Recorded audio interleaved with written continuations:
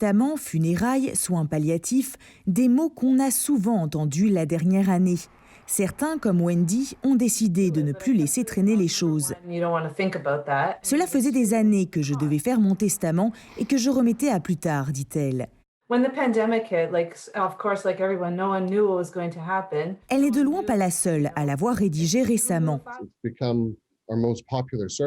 Dans sa firme, c'est devenu le service le plus populaire au cours de la dernière année. Mais outre les testaments, il y a aussi toute une réflexion à faire sur les soins que l'on veut avoir en fin de vie. Et de plus en plus de Canadiens semblent réfléchir à ces questions. L'organisation Mourir dans la dignité Canada a noté une nette augmentation des demandes d'informations sur la planification des soins anticipés.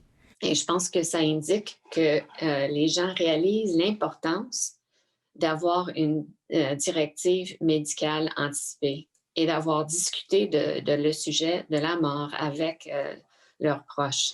Le débat demeure toutefois délicat, parfois tabou, sur l'acceptation de la mort et l'acharnement thérapeutique. Ça serait tellement bien de pouvoir voir que les gens ont réfléchi à tout ça avant.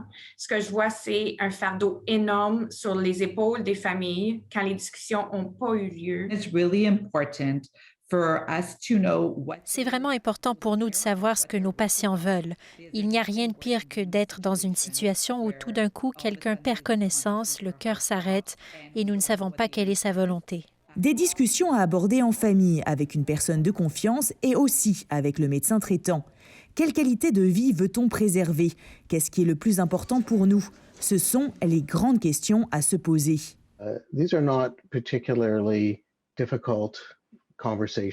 Ce sont des discussions sur la qualité de vie.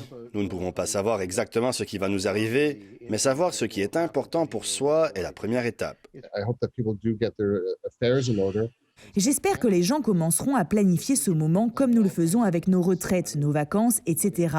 Wendy, elle, se félicite d'avoir fait son testament. Son père est décédé en décembre et sa mère a dû gérer toute la paperasse administrative en plein deuil.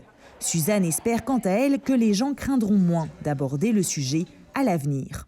Plus nous participons à écrire la fin de notre histoire, plus nous sommes satisfaits de la courbe de notre vie. Ici Camille Feyreisen, Radio-Canada, Toronto.